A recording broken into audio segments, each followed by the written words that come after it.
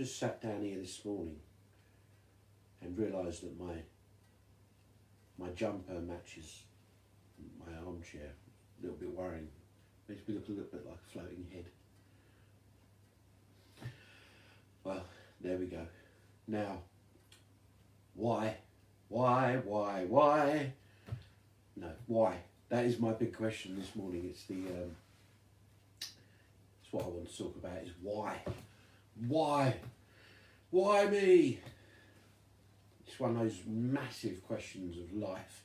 Actually, it's, if you think about it, it's the question we often ask, we think of when we think of young children, and they want to know why about everything. Why? And it's actually the other end of the scale as well. It's the question we ask in simplicity, and it's also the question we ask in complete desperation. And I've been at both ends of the scales. I'm somebody who likes to ask why. I've got one of the reasons I think I like history is because I want to know why. Why did that happen? And but also, I've been in that situation where I just said, why God? Why God? Why has this happened? When I was 4 years old, my mum died.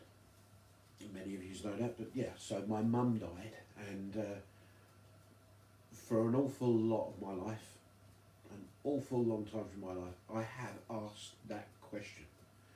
I have just said to God, why?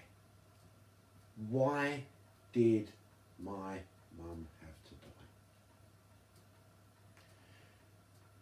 And I haven't got an answer.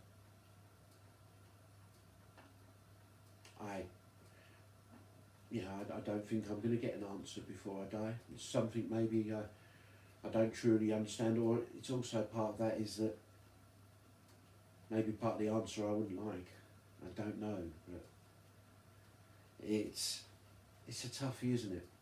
And I think that's one of the problems we have with this, with faith, with following God, with believing, is this: we want to know all the answers. We want to know why. I'll tell you this now. There's no man that knows all the answers. Charles Dickens famously said, if anybody who claims to know everything obviously knows nothing. When I say nothing, the Essex really comes out. But anyway, nothing. And it's true. And I am not going to sit here even, in my position of faith where I trust completely in the God of heaven, that I know all the answers. Be very wary of anyone who does. I'll tell you now, science doesn't know all the answers. As I've investigated my faith, my walk with God, I am a reader. I love to read, and even if you look at this bookcase next to me, I'm not going to show it to you. Embarrassing. No, but if you're looking at this bookcase, you would see there'll be books about books of the Bible, books about books about books of the Bible, and the fact is, with the Bible, it's been one of the most, the most torn apart, ripped apart, critically thought, textual criticism's a big word. They've ripped through it. They've looked at it all. They've taken every word of the Bible apart. Who's they? Historians, theologians, atheists, scientists, archaeologists. They've all looked through this Bible. They've looked through this word that I read, and no other religion has allowed its holy book to be looked at in this way. And we're not scared of that, and the Bible has been looked at in this way. And yet, all of these people have, stripped, to a certain extent, stripped the Bible bare. And what do we have at the end of it? You still have millions and millions of us, billions of people who look to this word, look to this truth every day. because it's a truth that doesn't have a problem with why.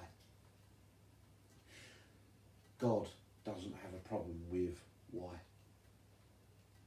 He's big enough for that.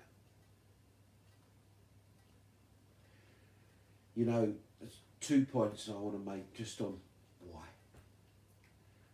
And I believe that one of the reasons, that happens in the why, when we're asking that big question, I think our relationships develop. It's in conversation with God that I've grown. Personally, I've grown in my relationship with him.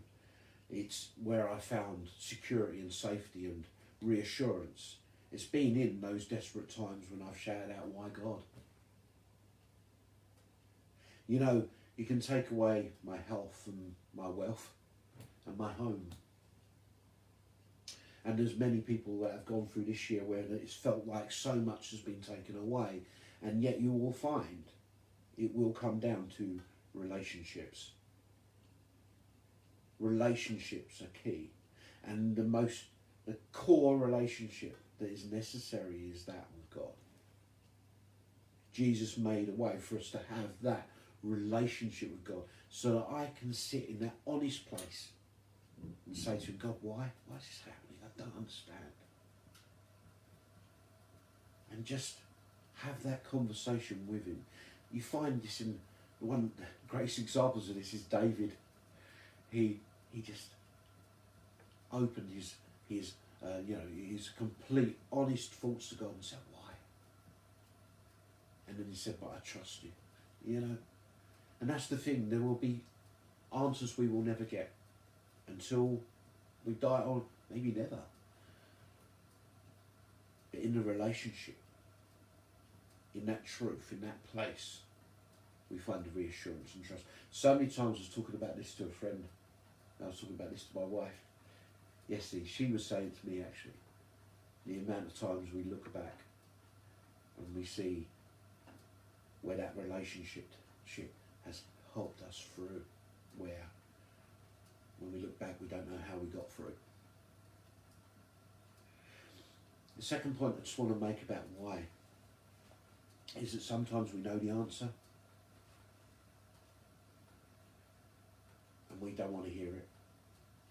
Sometimes we want to say why, and there might be something going on in us or something we're doing which we can respond to, but we don't want to face up to that. And that's one of the things as well about relationship, the honesty in relationship. It's because sometimes, it's healthy to look at ourselves. It's healthy to be able to take on and think about, where we're at and how we're acting. And in that relationship, sometimes our why can be, an answer that we don't want to hear. But it's important that we do. So, really, that's my 2 points for today.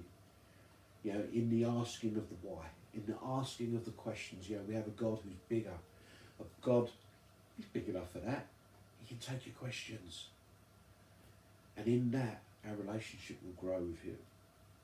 But in that as well, be ready to and willing to listen and act on what God might say to us. God bless. Goodbye.